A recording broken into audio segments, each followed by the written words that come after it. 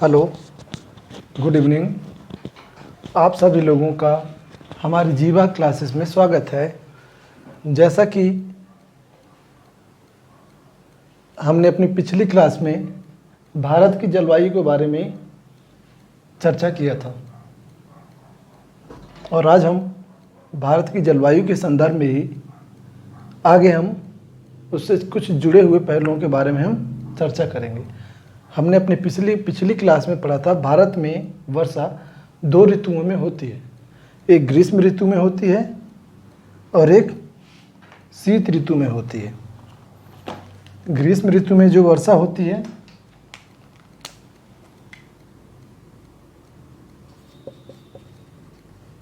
दक्षिण पश्चिम मानसून के द्वारा भारत में वर्षा ग्रीष्म ऋतु में होती है। हमने क्या बोला? दक्षिण पश्चिम मानसून के द्वारा भारत में वर्षा ग्रीष्म ऋतु में होती है और उत्तर पूर्वी मानसून के द्वारा भारत में वर्षा शीत ऋतु में होती है। हमने ये भी बताया था शीत ऋतु में वर्षा पश्चिमी विक्षोभ के द्वारा भी होती है। पश्चिमी विक्षोभ जो ये पछुआ जेट धारा है, इसके द्वारा जो शीतोष्ण चक्रवात भारत में लाया जाता है, उसके द्वारा भी वर्षा भारत में शीत ऋतु में होती है। तो हमने क्या बताया कि भारत में वर्षा 2 ऋतुओं में होती है। हमने अपनी पिछली क्लास में चर्चा यहाँ तक किया था कि भारत में वर्षा ग्रीष्म ऋतु में और शीत ऋतु में होती है। ठीक है, हमने शीत ऋतु के बारे में हमने पढ़ाया था अपनी पिछली क्लास में कि पछुआ जेट धारा या पश्चिमी विक्षोभ के द्वारा जो भारत में वर्षा होती है 2 तरह से होती है। एक पहाड़ी क्षेत्रों में और एक पहाड़ी क्षेत्रों के अलावा एक मैदानी क्षेत्रों में हमें बताया था। आज हम उसी कड़ी में पढ़ेंगे शीत ऋतु में मौसम की क्रियाविधि। आज हम पढ़ेंगे शीत ऋतु में जो मौसम होता है, जो मौसम की क्रियाविधि है, जो शीत ऋतु में जो वर्षा होती है, उसके बारे में थोड़ा अच्छे से और डिस्क्राइब करके पढ़ेंगे और डिटेल में पढ़ेंगे। क्लियर है? हमने ये भी बताया था शीत ऋतु में वर्षा भारत के उत्तर पूर्वी मानसून के द्वारा भारत में कोरोमंडल तट पर होती है। हमने ये चीज़ अपने पिछली क्लास में पढ़ाया था। आज हम पढ़ाएंगे, आज का हमारा टॉपिक होगा शीत ऋतु में मौसम की क्रियाविधि। ठीक है, तो आज हम पढ़ेंगे शीत ऋतु में मौसम की क्रियाविधि। इसको पढ़ाने से पहले मैं बता दूं,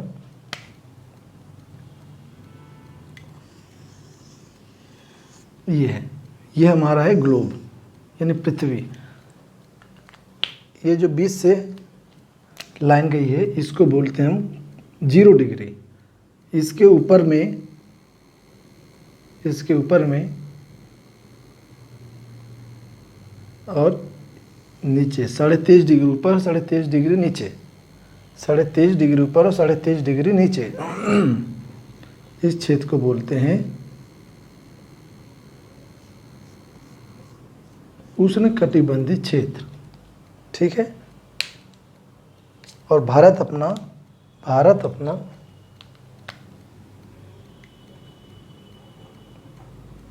इस क्षेत्र में आता है। कुछ क्षेत्र आता है हमारे भारत में उष्णकटिबंधीय में और कुछ आता है शीतोष्ण के अंतर्गत, यहाँ पृथ्वी में देखते हैं। क्लियर है? हमने ये बताया था कि भारत के उत्तर में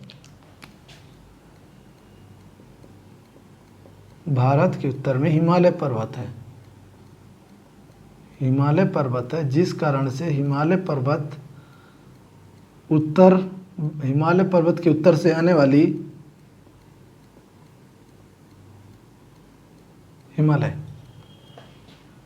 ठीक है, हिमालय पर्वत के उत्तर से आने वाली ठंडी हवाओं को भारत में प्रवेश नहीं करने देता और बल्कि वो हवाएं हिमालय से टकराकर वापस लौट जाती हैं, जिस कारण से भारत में अधिक ठंडी, जो जैसी ठंडी होनी चाहिए, जैसा और अन्य देशों में होती है, वैसा ठंडी भारत में नहीं हो पाती। यही कारण है कि जो विदेशी लोग आते हैं, जो यूरोप के देशों के लोग आते हैं, वो लोग जब भारत में आते हैं तो क्या होता है कि कपड़े बहुत कम पहने होते हैं, बनियान वगैरह पहन करके ही घूमते रहते हैं भारत में। यही कारण है कि क्योंकि उनको वो जब भारत में आते हैं तो उनको गर्मी बहुत ज़्यादा लगती है। इसी कारण से वो लोग हमेशा बहुत कम कपड़े पहनते हैं भारत में, क्योंकि उनकी आदत हो गई है कि इतने कम टेम्परेचर में रहने की, और भारत में इतना टेम्परेचर है कि वो लोग सरवाइव नहीं कर पा रहे हैं। ठीक है, तो मैं ये बता रहा था कि ये जो क्षेत्र होता है, ये क्षेत्र बहुत गर्म हो जाता है, ये क्षेत्र गर्म हो जाता है। इसमें, इस क्षेत्र में मैं बताया था, इस क्षेत्र में 21 जून और 22 दिसंबर, 21 जून और 22 दिसंबर, यहाँ 21 जून और इधर है 22 दिसंबर। ठीक है, 21 जून को कर्क रेखा पर सूर्य की किरणें लंबवत पड़ती हैं। मैंने क्या बताया, 21 जून को कर्क रेखा पर सूर्य की किरणें लंबवत पड़ती हैं, जिस कारण से भारत में क्या होने लगती है, गर्मी। क्लियर है? मैंने फिर से दोबारा रिपीट कर रहा हूँ कि 21 जून को कर्क रेखा पर सूर्य की लंबवत किरणें पड़ती है, जिस कारण से कर्क रेखा के इधर साइड, कर्क रेखा के इधर, यानी भारत में, संपूर्ण भारत में गर्मी आ जाती है।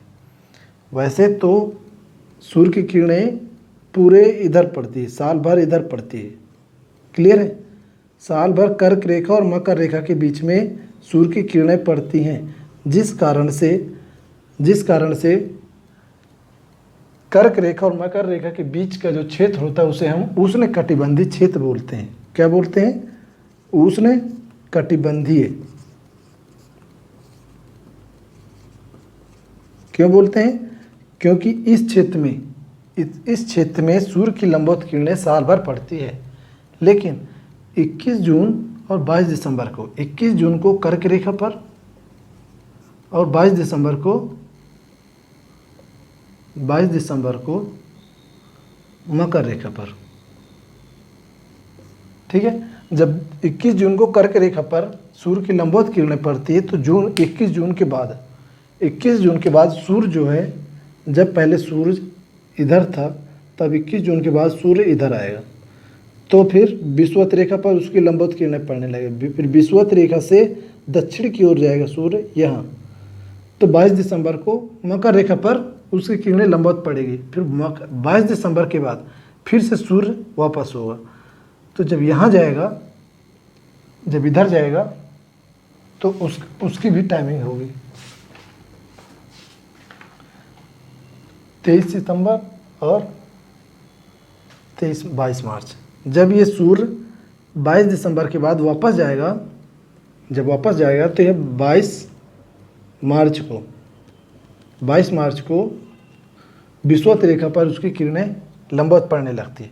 इसके बाद धीरे धीरे सूर्य यहाँ से फिर से कर्क रेखा की ओर जाता है, कर्क रेखा की ओर जाता है, तो 21 जून को फिर से सूर्य की किरणें कर्क रेखा पर लंबवत पड़ती है।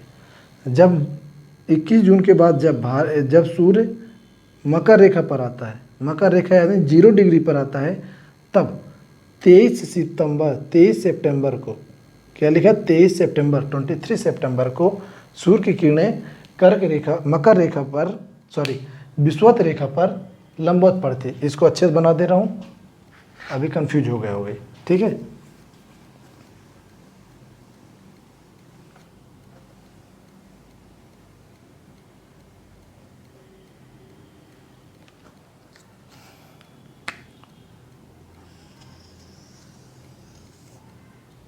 ये अच्छा है कुछ।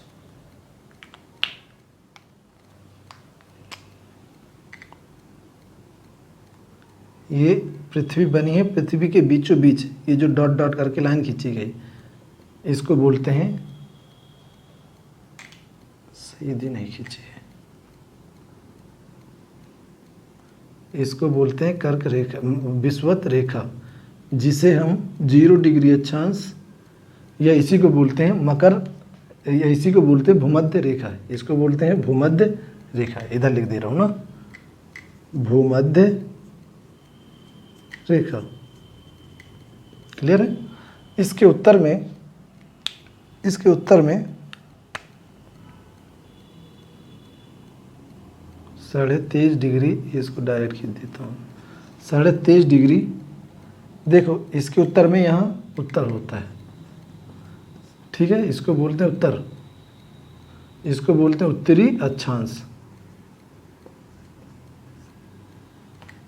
कर्क रेखा भूमध्य रेखा के ऊपर जाने पर उत्तरी अक्षांश और भूमध्य रेखा के नीचे जाने पर दक्षिणी अक्षांश होता है, दक्षिणी अक्षांश। क्लियर है? तो कर्क रेखा भूमध्य रेखा के दक्षिण में यानी कि 23.5 डिग्री दक्षिण में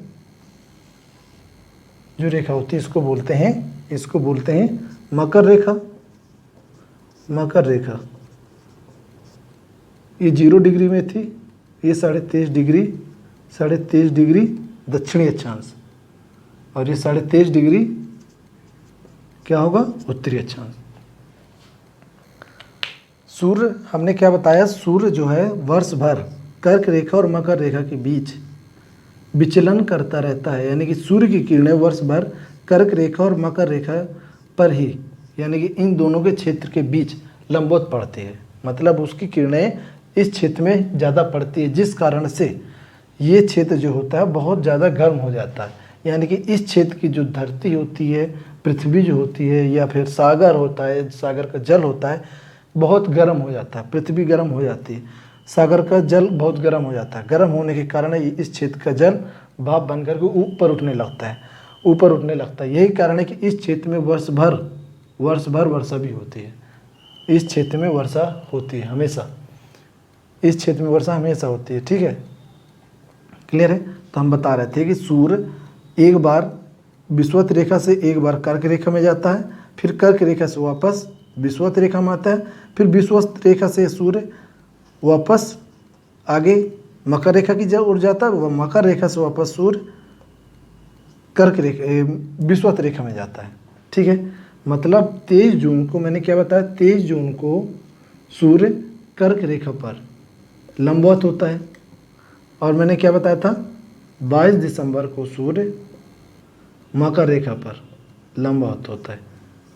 मतलब सूर्य की किरणें जो हैं कर्क रेखा और मकर रेखा पर 21 जून को कर्क रेखा पर सूर्य की लंबवत किरणें पड़ती हैं, ठीक है, और 22 दिसंबर को सूर्य की लंबवत किरणें मकर रेखा पर पड़ती है। जब 21 जून के बाद जब सूर्य दक्षिणायन होता है, मतलब यहाँ पर जब सूर्य की किरणें पड़ रही थी, सूर्य की किरणें यहाँ थी लंबवत, जब यहाँ से चलते हुए सूर्य दक्षिण की ओर जा रहा था, मतलब कि विषुवत रेखा की ओर जब जा रहा था, यानी कि भूमध्य रेखा की ओर जब जा रहा था, तो भूमध्य रेखा पर जब पहुंचा तो 23 सितंबर को 23 सितंबर को वहाँ पर क्या होता है, लंबवत होता है। मतलब सूर्य की किरणें भूमध्य रेखा पर 23 सितंबर को लंबवत पड़ती है। इसके बाद जब यहाँ से भूमध्य रेखा से जब सूर्य मकर रेखा की ओर बढ़ रहा था, तो मकर रेखा में जब सूर्य पहुँचा तो सूर्य की किरणें 22 दिसंबर को मकर रेखा पर लंबवत पड़ने लगी। क्लियर है? इसके बाद फिर से सूर्य भूमध्य रेखा की ओर चलेगा, क्योंकि सूर्य इधर से इधर और इधर से इधर, इधर से इधर, इधर से इधर, बस सूर्य यहीं पर इतने ही क्षेत्र में क्या है, विचलन करता रहता है। तो हमने क्या बताया कि मकर जब कर्क रेखा से चला विषुवत रेखा की ओर, तो विषुवत रेखा पर पहली बार 23 जून को क्या हुआ, सूर्य की लंबवत किरणें पड़ी। जब विषुवत रेखा से यानी भूमध्य रेखा से जब सूर्य मकर रेखा की ओर बढ़ा, तो 22 दिसंबर को सूर्य की किरणें मकर रेखा पर लंबवत पड़ी। इसके बाद जब 22 दिसंबर के बाद सूर्य फिर से विषुवत रेखा की ओर जाता है, तब 22 मार्च को फिर से सूर्य की किरणें लंबवत पड़ती हैं विषुवत रेखा पर। क्लियर हुआ? विषुवत रेखा पर 2 बार क्यों लंबवत पड़ती हैं, और 21 जून को कर्क रेखा पर और 22 दिसंबर को मकर रेखा पर। क्लियर है? ये चीज़ तो भी यहाँ क्लियर हुई। अब आगे मैं क्या समझा रहा था वो चीज़ तो अब समझाऊंगा। ठीक है, इसको रफ कर दे रहा हूँ ज़रा। जो मैं समझाना चाह रहा था, लेकिन अगर यही चीज़ समझ में ना आती तो फिर मैं आगे समझाता तो वो चीज़ थोड़ा डाउटफुल हो जाती, इसलिए ये समझाना बहुत ज़रूरी था। हाँ, ये हो गई 0 डिग्री, ऊपर वाली हो गई कर्क रेखा और नीचे वाली हो गई मकर रेखा। क्लियर है? क्लियर है? अब देखो, हमने बताया कि सूर्य की किरणें इन दोनों क्षेत्रों पर लंबवत पड़ती है, यही ना, जिस कारण से ये क्षेत्र क्या होता है, गर्म होता है। अब देखो, जब सूर्य की किरणें यहाँ पर लंबवत पड़ेगी, कर्क रेखा पर सूर्य की किरणें जब लंबवत पड़ेगी तो जो दक्षिण का क्षेत्र होगा, यानी कि दक्षिण का क्षेत्र क्या, तो भूमध्य रेखा के या विषुवत रेखा के जो दक्षिण का क्षेत्र होता है, 0 डिग्री अक्षांश को हम भूमध्य रेखा बोलते हैं। पहली बात, अगर कंफ्यूज हो गए तो क्लियर कर देता हूँ। भूमध्य रेखा बोलते हैं और इसी को हम विषुवत रेखा भी बोलते हैं,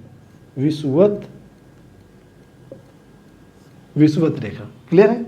और उसके ऊपर वाली यानी 23.5 डिग्री उत्तरी अक्षांश जो होती है उसको हम कर्क रेखा बोलते हैं, जो दक्षिण में होती है उसको मकर रेखा बोलते हैं। अब हम आगे क्या बोल रहे हैं, अच्छे से ध्यान सुनेंगे। जब सूर्य की किरणें कर्क रेखा पर लंबवत पड़ती है ऐसे, तब दक्षिण में यानी कि मकर रेखा पर, यानी कि भारत भूमध्य रेखा के दक्षिण में शीत ऋतु आ जाती है। क्यों? क्योंकि सूर्य की किरणें कम पड़ने लगती है, तो इस कारण से यहाँ पर ठंडी होने लगती है। ठीक है?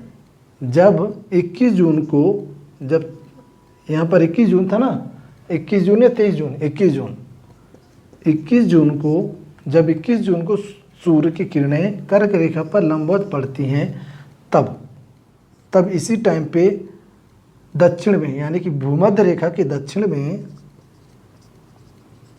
भूमध्य रेखा के दक्षिण में क्या होता है, ठंडी पड़ने लगती है। यानी कि सूर्य की किरणें कम पड़ने के कारण वहाँ पर मौसम ठंडी का मौसम आ जाता है, यानी कि शीत ऋतु आ जाती है।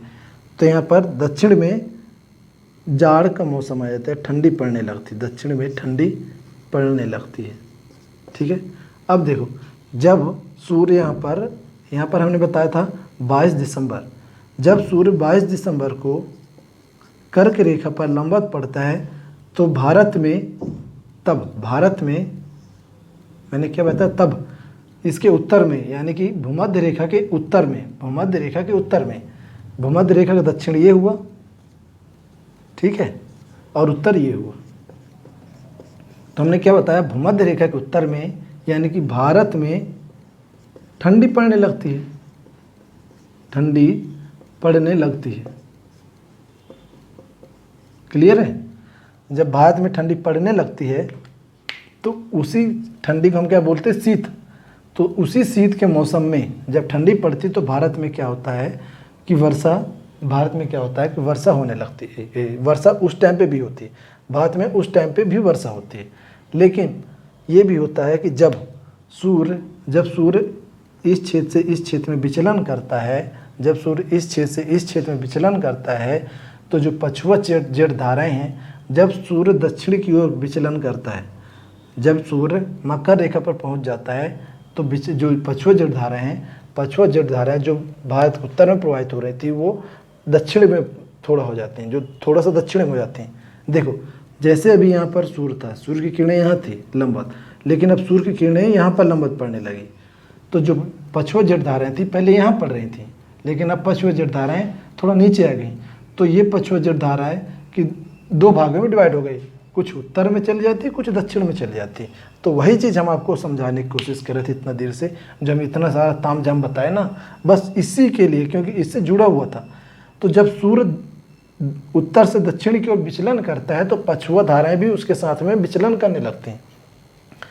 तो पछुआ जेट धाराएं जो हैं, जब सूर्य दक्षिण की ओर विचलन किया, तो पछुआ जेट धाराएं थोड़ी भी अपनी जगह से दक्षिण की ओर विचलित हो गई। जब दक्षिण की ओर विचलित हो गई, तो ये पछुआ जेट धाराएं जो थी, पश्चिम से जो पूर्व की ओर प्रवाहित हो रही थी, पश्चिम से पूर्व की ओर जो प्रवाहित हो रही थी, तो भारत में हिमालय पर्वत आ जाता है। पछुआ जेट धाराओं के सामने या पछुआ जेट धाराओं की रास्ते में हिमालय पर्वत आ जाता है, जिस कारण से पछुआ जेट धाराएं 2 शाखाओं में विभक्त हो जाती है। एक शाखा भारत में आ जाती है, दूसरी शाखा उत्तर में चली जाती है, यानी कि हिमालय पर्वत के उत्तर में। तो पछुआ जेट धाराएं जो भारत में जिससे वर्षा होती है ठंडी में, जब शीत ऋतु में जो वर्षा होती है भारत में, तो पछुआ जेठ धाराओं के द्वारा ही भारत में शीत ऋतु में वर्षा होती है। हम इतना देर से यही चीज़ समझाने के लिए इतना सारा तामझाम बताए। क्लियर है? अब कैसे होता है ये क्यों दो बना हुआ था? इसी कारण से ये जो पछुआ जेठ धाराएं हैं, ये पछुआ जेठ धारा दो शाखा में विभक्त हो जाती है, जिस कारण से भारत में पछुआ जेठ धारा की दक्षिणी शाखा, पछुआ जेठ धारा की दक्षिणी शाखा, जब ये दो शाखाओं में विभक्त हो गई तो ऊपर वाले शाखा को उत्तरी शाखा बोले, पछुआ जेठ धारा की उत्तरी शाखा, और जब ये दूसरी शाखा को इसको बोल दिए नीचे वाली शाखा को पछुआ जेठ धारा की दक्षिणी शाखा। ठीक है। अब अगर एग्जाम में पूछता है भारत में शीत ऋतु में वर्षा उत्तर भारत में, मैंने क्या बोला? शीत ऋतु में वर्षा उत्तर भारत में किस पवन के द्वारा, किस मानसून के द्वारा वर्षा होती, तो आप लोग क्या बताएंगे?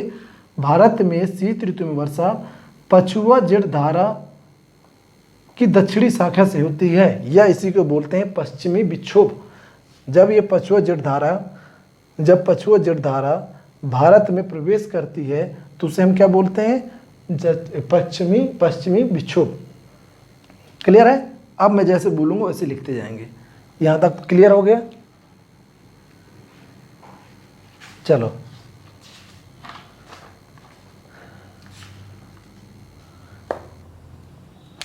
एक चीज़ और बताना है। हिमालय पर्वत के उत्तर में, हिमालय, इसको रफ कर दे रहा हूँ जरा, हिमालय पर्वत के उत्तर में वर्ष भर ठंडी धाराएं प्रवाहित होती हैं। हिमालय पर्वत के उत्तर में वर्ष भर, हिमालय पर्वत के उत्तर में यानी कि तिब्बत में, चीन में और रूस में, तिब्बत, चीन और रूस में जो पश्चिम से पूर्व की ओर धरातल से, पश्चिम से पूर्व की ओर शक्तिशाली हवाएं प्रवाहित होती हैं। पश्चिम से पूर्व की ओर शक्तिशाली हवाएं प्रवाहित होती हैं धरातल से 6 किलोमीटर से 12 किलोमीटर की ऊंचाई पर। क्या बोला मैंने? 6 किलोमीटर से 12 किलोमीटर की ऊंचाई पर धरातल से, ये धरातल है तो यहाँ से इतने किलोमीटर की ऊंचाई पर प्रवाहित होती है। यानी कि यहाँ सोचो, इसको ऐसा समझो, ये है 12 किलोमीटर, ठीक है। अब यहाँ पर है 6 किलोमीटर, तो धरातल से 6 से 12 किलोमीटर, मतलब ये धरातल है, ये है धरातल। तो धरातल से 6 से 12 किलोमीटर के बीच में, यानी कि इस क्षेत्र में बहुत शक्तिशाली तेज हवाएं प्रवाहित होती हैं, जिन्हें हम जेट धारा कहते हैं, ठीक है। इन्हीं जेट धाराओं के द्वारा, यही जेट धाराएं भारत में जब प्रवेश करती हैं, तो भारत में वर्षा कर देती हैं। क्लियर है? अब आगे बताऊंगा, अब आप लिखते जाओगे, जब समझाना होगा तो इसके बारे में आप समझाऊंगा। क्लियर है? तो अब आप हेडिंग में लिखो शीत ऋतु में मौसम की क्रियाविधि, लिख लिए हेडिंग में। अब आगे लिखोगे हिमालय पर्वत के उत्तर में यानी कि मध्य एशिया, इसके उत्तर में मध्य एशिया, तिब्बत और चीन में धरातल से 6 से 12 किलोमीटर की ऊंचाई पर, धरातल में 6 से 12 किलोमीटर की ऊंचाई पर चलने वाली शक्तिशाली हवाओं को, 6 से 12 किलोमीटर की ऊंचाई पर चलने वाली शक्तिशाली वायु धाराओं को जेट धाराएं कहते हैं। हमने ही बताया ना, हिमालय के उत्तर में वर्ष भर चलने वाली, हिमालय के उत्तर में वर्ष भर मध्य एशिया, तिब्बत के पठार और चीन में चलने वाली शक्तिशाली वायु धारा को हम जेट धारा कहते हैं। चूँकि जेट धारा पश्चिम से पूर्व की ओर प्रवाहित होती है, हमने ये लिखा ना पश्चिम से पूर्व की ओर, चूँकि ये जेट धारा पश्चिम से पूर्व की ओर प्रवाहित होती है, इस कारण से इसे हम पश्चिमी विक्षोभ के नाम से, इस कारण से इसे हम पश्चिमी जेट धारा कहते हैं। इस कारण से हम इसे पश्चिमी जेट धारा कहते हैं। क्या बोलते हैं? पश्चिमी जेट धारा। क्लियर है? हमने बताया था इसे पश्चिमी जेट धारा क्यों बोलते हैं, क्योंकि पश्चिम से पूर्व की ओर प्रवाहित हो रही है। जब शीत ऋतु में, आगे लिखोगे, जब शीत ऋतु में सूर्य दक्षिणायन होता है, हमने बताया ना भारत में ठंडी कैसे पड़ती है, जब सूर्य की किरणें दक्षिण में यानी कि मकर रेखा पर या मकर रेखा के आसपास में लंबवत पड़ती है, तब भारत में शीत ऋतु होती है। ठीक है, तब उसी टाइम पे मैंने क्या बोला, जब शीत ऋतु में सूर्य दक्षिणायन होता है, दक्षिणायन होने का मतलब विषुवत रेखा के या भूमध्य रेखा के दक्षिण में जब प्रवाहित होने लगता है। हमने बनाया था अभी ये चीज़ देखो, ये बनाया था, ये कर्क रेखा थी और ये मकर रेखा। अब सूर्य यहाँ पर है, अभी सूर्य यहाँ पर है, तब दोनों साइड बराबर मौसम है, ना तो ठंडी ना गर्म। ठीक है, जब सूर्य यहाँ से यहाँ जाएगा तब भारत में ठंडी की शुरुआत होती है। ठीक है, जब सूर्य यहाँ से यहाँ जाएगा तब यहाँ पर पहुँचा तब थोड़ा सा ठंडी पड़ेगी, जब सूर्य इसके और आगे जाएगा कम ठंडी पड़ेगी, मतलब धीरे बढ़ती जाएगी। जब सूर्य यहाँ पर पहुँच जाएगा यहाँ पर तब खूब सारी ठंडी पड़ेगी। जब सूर्य वापस यहाँ से वापस जाएगा तो धीरे धीरे धीरे धीरे ठंडी कम होती जाएगी और सूर्य आगे आगे बढ़ते जाएगा। इससे क्या होगा, सूर्य का जो प्रकाश है, जो किरणें हैं, लंबवत यहाँ पड़ने लगी। अभी जब सूर्य यहाँ प्रवाहित हो रहा था, सूर्य की किरणें यहाँ पर लंबवत ना पड़ के तिरछी पड़ रही थी, ऐसा। ठीक है, क्लियर है? तो वही चीज़ हम बता रहे थे, जब शीत ऋतु में सूर्य दक्षिणायन होता है तो जेठ धारा भी थोड़ा दक्षिण की ओर खिसक जाती है, अर्थात थोड़ा दक्षिण में प्रवाहित होने लगती, अर्थात थोड़ा दक्षिण में पश्चिम से पूर्व की ओर प्रवाहित होने लगती है। इसके चलते हिमालय भी जेठ धारा की रास्ताओं में या हिमालय भी जेठ धाराओं के मार्ग में आ जाता है, जिस कारण जेठ धारा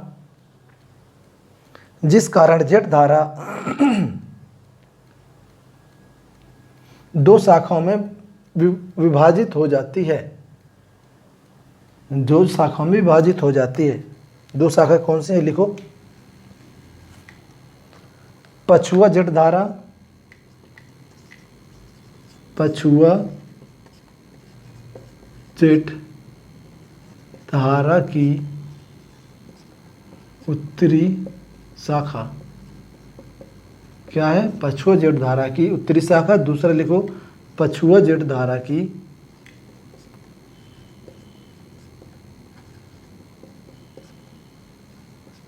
दक्षिणी शाखा। क्लियर है? हमने क्या बताया, जब पछुआ जेठ धारा, जब सूर्य दक्षिणायन हो जाता है, यानी शीत ऋतु में जब सूर्य दक्षिणायन हो जाता है, तब पछुआ जेठ धारा भी दक्षिण की ओर, थोड़ा दक्षिण की ओर खिसक जाते हैं, अर्थात पछुआ जेठ धारा भी दक्षिण की ओर खिसक कर पश्चिम से पूर्व की ओर प्रवाहित होने लगती हैं, जिस कारण से पछुआ जेठ धाराओं के मार्ग में हिमालय पर्वत आ जाता है। हिमालय पर्वत के आने के कारण ही पछुआ जेठ धारा दो शाखाओं में विभक्त हो जाती है, पछुआ जेठ धारा की उत्तरी शाखा, दूसरा पछुआ जेठ धारा की दक्षिणी शाखा। पछुआ जेठ धारा, आगे जैसे बोलूँ वैसे लिखते जाना। पछुआ जेठ धारा की दक्षिणी शाखा हिमालय के दक्षिण में अर्थात उत्तर भारत में, पछुआ जेठ धारा की दक्षिणी शाखा अर्थात हिमालय के दक्षिण में उत्तर भारत के मैदान में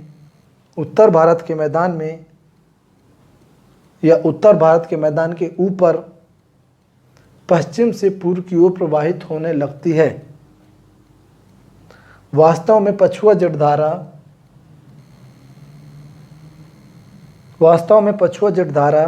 की यही दक्षिणी शाखा शीत ऋतु में उत्तर भारत में वर्षा करती है। पछुआ जेठ धारा की दक्षिणी शाखा अपने साथ बहाकर पश्चिमी विक्षोभ को लाती है।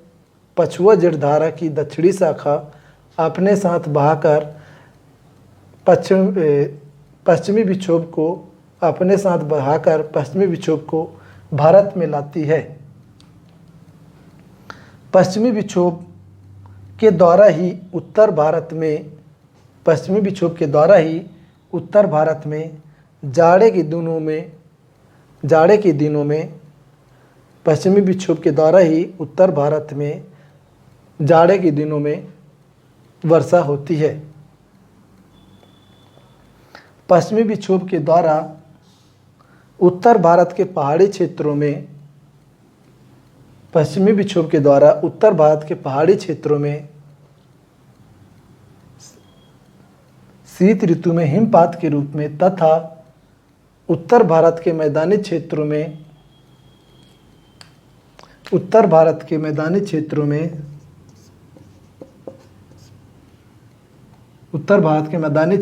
जल की बूंद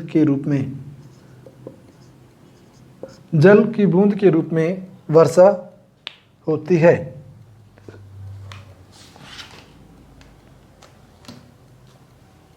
ये तो था हमारा सामान्य परिचय। आज हम पढ़ेंगे, ठीक है। अब हम हेडिंग में लिखोगे पश्चिमी विक्षोभ, हेडिंग में लिखोगे पश्चिमी विक्षोभ। अभी तो ये था कि शीत ऋतु में जो वर्षा होती है पश्चिमी विक्षोभ के द्वारा वो होती है, उसके बारे में हमने अभी पढ़ा। और शीत ऋतु में जो वर्षा होती है पश्चिमी विक्षोभ से होती है और उत्तर पूर्वी मानसून से होती है। तो हम पढ़ेंगे पश्चिमी विक्षोभ और उत्तर पूर्वी मानसून। तो अभी हेडिंग में लिखो पश्चिमी विक्षोभ, हेडिंग में लिखो पश्चिमी विक्षोभ। पश्चिमी विक्षोभ बताया क्या है? पछुआ पवनें जो हैं ये पश्चिमी विक्षोभ इनका नाम दिया गया था ना, पश्चिमी विक्षोभ।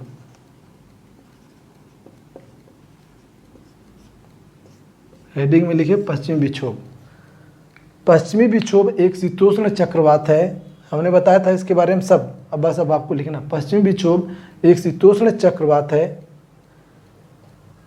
शीत ऋतु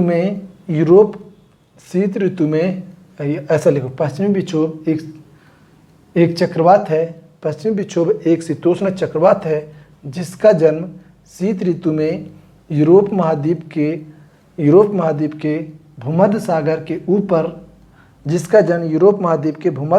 के ऊपर होता है। यह शीतोष्ण चक्रवात पछुआ जलधाराओं के माध्यम से भारत में पश्चिम से पूर्व की ओर प्रवाहित होते हुए भारत में प्रवेश करता है। भूमध्य सागर, आगे लिखोगे भूमध्य सागर, काला सागर और कैस्पियन सागर के ऊपर से प्रवाहित होने के कारण, मतलब कौन प्रवाहित हो रहा था? पछुआ जलधारा। पछुआ जलधारा के भूमध्य सागर, काला सागर और कैस्पियन सागर के ऊपर पश्चिम से पूर्व की ओर प्रवाहित होने के कारण इस शीतोष्ण चक्रवात में अच्छी खासी नमी की मात्रा आ जाती है। इस शीतोष्ण चक्रवात में मतलब पश्चिमी विक्षोभ में अच्छी खासी नमी की मात्रा आ जाती है। मतलब पश्चिमी विक्षोभ जो है, जो चक्रवात है, जब सागर के ऊपर से प्रवाहित हो रहा था पछुआ जलधारा के द्वारा, तो वो वहाँ से समुद्र से नमी ग्रहण कर लिया, अच्छा खूब सारा नमी ग्रहण कर लिया, ठीक है। तो वही चीज़ बताया, पश्चिमी विक्षोभ में अच्छी खासी नमी की मात्रा आ जाती है, ठीक है। पश्चिमी विक्षोभ पछुआ जलधाराओं के द्वारा बहाकर भारत में लाई जाने वाली अत्यधिक आर्द्र युक्त हवाएं हैं। आर्द्र मतलब इसमें बहुत सारी नमी थी, पश्चिमी विक्षोभ में बहुत सारी नमी थी, ठीक है। आगे लिखोगे वास्तव में उत्तर भारत में शीत ऋतु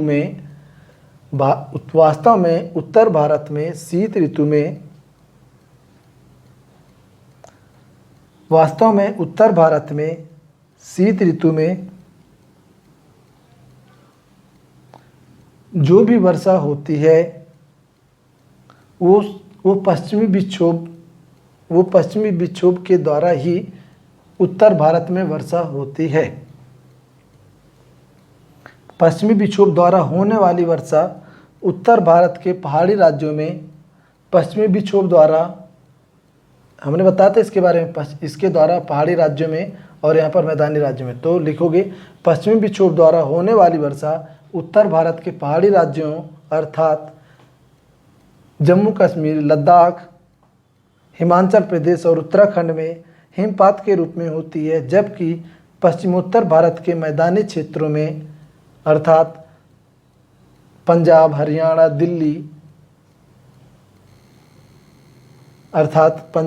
दिल्ली में जल की बूंदों के रूप में होती है। जब पश्चिमी विक्षोभ के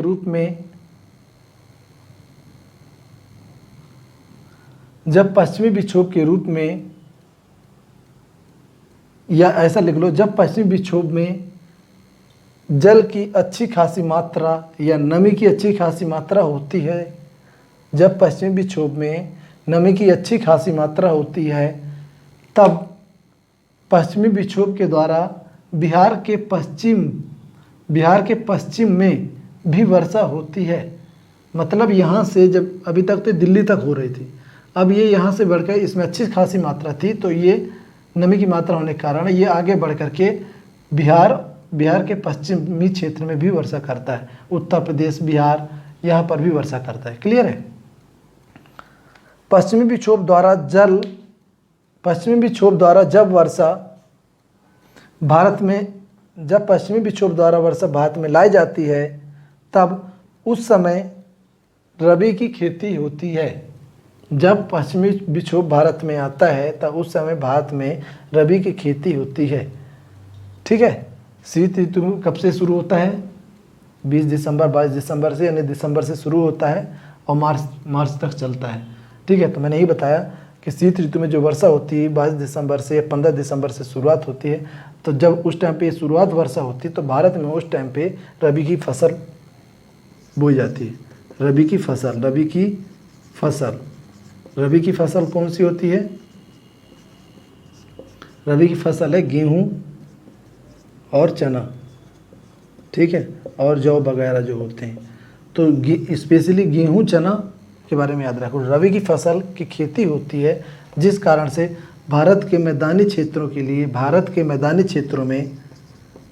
क्षेत्रों में गेहूं और चना के लिए लाभदायक होती, तथा पहाड़ी क्षेत्रों में सेब की खेती के लिए ये लाभदायक होती है। पहाड़ी क्षेत्रों में हिमाचल प्रदेश, उत्तराखंड पहाड़ी क्षेत्र है, तो वहाँ पर जो वर्षा होती है वो सेब की खेती के लिए लाभदायक होती है, जबकि उत्तर भारत के मैदानी क्षेत्रों में गेहूं, चना, जौ के लिए लाभदायक होता है। ठीक है? आगे लिखो। शीत ऋतु में पश्चिमी विक्षोभ द्वारा ही हिमालय की चोटियों पर हिमपात होता है। शीत ऋतु में पश्चिमी विक्षोभ के द्वारा यहाँ हिमालय की चोटियाँ हैं, इसी के कारण हिमालय की चोटियों पर भी हिमपात होता है। क्यों? क्योंकि हिमालय की अधिकतम चोटियाँ हिम रेखा से ऊंची हैं। हिम रेखा क्या होती है? मतलब वायुमंडल की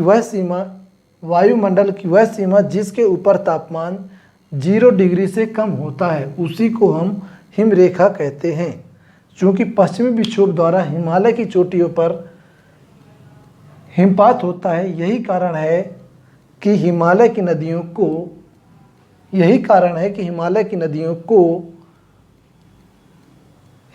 नदियों को गर्मी के दिनों में भी वर्षा की आपूर्ति होती रहती है। यही कारण है कि हिमालय की नदियों को, यानी हिमालय से निकलने वाली नदियाँ वह गर्मी के दिनों में भी वर्ष भर लबालब रहती हैं। यानी गर्मी के दिनों में जहाँ पर अधिकांश नदियाँ सूख जाती, वहाँ पर हिमालय से निकलने वाली नदियों में उफान आ जाता है। ठीक है? क्यों आ जाता है? क्योंकि जब गर्मी बढ़ती है तो हिमालय में जो बर्फ़ की चादरें होती हैं, परतें होती हैं, वो पिघलने लगती हैं, जिस कारण से हिमालय से जो नदियाँ निकली हैं, उन नदियों में उनका पानी बहने लगता है। तो कभी कभी तो ये आ जाता है कि हिमालय में गर्मी के दिनों में जो हिमालय से नदियाँ निकली हुई हैं, उन नदियों में बाढ़ आ जाती है। ठीक है? तो यही कारण होता है कि गर्मी के दिनों में कुछ नदियों में बाढ़ आ जाती है, जबकि कुछ नदियाँ ऐसी होती हैं कि शीत ऋतु में या बरसात के समय में उनमें खूब सारा पानी होता है, लेकिन जैसे ही गर्मी आती उस समय तक कुछ नदियाँ होती पूरी तरह से सूख जाती है, उसमें पानी नहीं रह जाता। जबकि कुछ नदियाँ ऐसी होती हैं जिसमें गर्मी के दिनों में उफान आ जाता है। तो यही कारण है कि गर्मी के दिनों में उफान आने का कारण है कि जो हिमालय पर्वत से जो नदियाँ निकली हुई हैं, उन नदियों में जो हिमालय पर्वत पर जो परतें जमी हुई हैं, उनके पिघलने के कारण नदियों पर पानी आता है। ठीक है, जिस कारण से नदियाँ उफान में आ जाती हैं। आज की क्लास हम यहीं पे समाप्त कर रहे हैं। अगली क्लास में पढ़ेंगे, आज हमने पढ़ा पश्चिमी विक्षोभ के बारे में, अगली क्लास में पढ़ेंगे उत्तर पूर्वी मानसून। हम किसके अंतर्गत पढ़ रहे हैं? शीत ऋतु में मौसम की क्रियाविधि।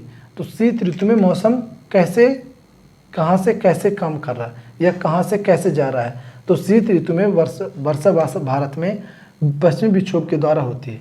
क्या लिखोगे? शीत ऋतु में भारत में वर्षा पश्चिमी विक्षोभ के द्वारा होती है। अब दूसरा, शीत ऋतु में वर्षा भारत में कोरोमंडल तट पर उत्तर पूर्वी मानसून के द्वारा भी होती है। तो इसके बारे में हम अगली क्लास में पढ़ेंगे। आज की क्लास हम यहीं पे समाप्त कर रहे हैं। इसके बाद जब उत्तर पूर्वी मानसून हो जाएगा तब हम पढ़ेंगे। अभी हम शीत ऋतु में पढ़ रहे थे, अब पढ़ेंगे उसके बाद ग्रीष्म ऋतु में मौसम की क्रियाविधि। फिर ग्रीष्म ऋतु में जो भारत में 90% वर्षा जो होती है, 90% वर्षा होती है भारत में ग्रीष्म ऋतु में दक्षिण पश्चिम मानसून से होती है। तो इसके बारे में फिर हम चर्चा करेंगे। आज की क्लास हम यहीं पे समाप्त कर रहे हैं। कल मिलेंगे। धन्यवाद।